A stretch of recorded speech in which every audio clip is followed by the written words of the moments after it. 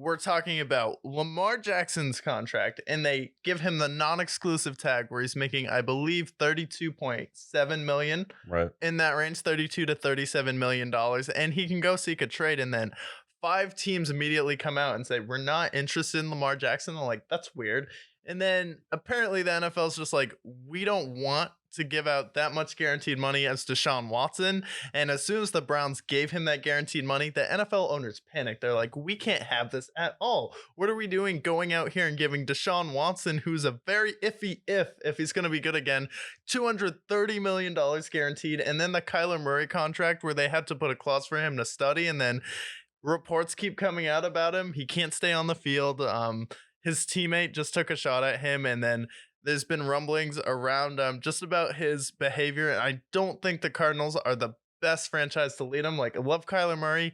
Think he's one of the most talented guys in the world, but seems like he has some things that he needs to go out and search for what he really wants. And then the Cardinals and him just need to get on the same page. So you have two of those awful contracts by two of the worst franchises in the league. And then Lamar Jackson's like, I am better than both of them. First of all, absolutely. I have an MVP. I have a higher winning percentage than Josh Allen. I've performed higher than Justin Herbert.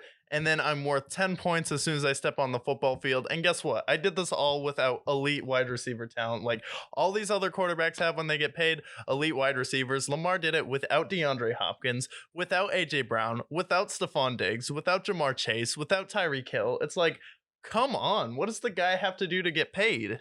What's egregious to me is that the Panthers, who they made a trade, we'll talk about them in a second. Yeah. The Falcons, who desperately need a quarterback because they're going to really rock Desmond Ridder.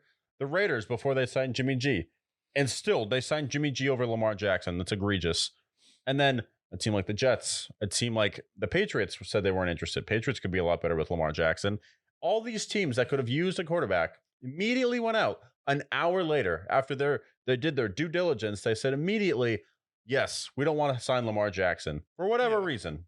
And that to me makes no sense. And I think most of the NFL world agrees with that because these are all teams that, yes, maybe they're far away from a rebuild, but you want a franchise quarterback. What are you doing? You're going in the draft to draft a quarterback that you can have for your future. You already have somebody who's a proven MVP, who's one of the best mobile quarterbacks we've ever seen, top 5, 6, 7 quarterback in the NFL.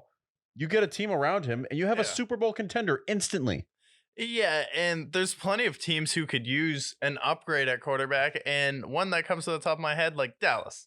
Come on, man. If you're talking about a team that wants to get there, be relevant, not necessarily make a Super Bowl, but be in contention every single year, if you want to compete with Jalen Hurts, Lamar Jackson is better than Jalen Hurts. He's a better runner of the football, and then passing-wise, he did it without A.J. Brown, and arguably one of the top 5 wide receiver duos in the NFL. Right. And a really good offensive line, and 2 good running backs, and a stellar offensive mind at head coach. And a good tight end. Yeah, so if you give Lamar Jackson a chance with either the Cowboys or the Vikings with someone like Kevin O'Connell who knows how to use him, you would go from Hollywood Brown being your previous best wide receiver, who's maybe a 3 on the Super Bowl team. He's definitely not your 1.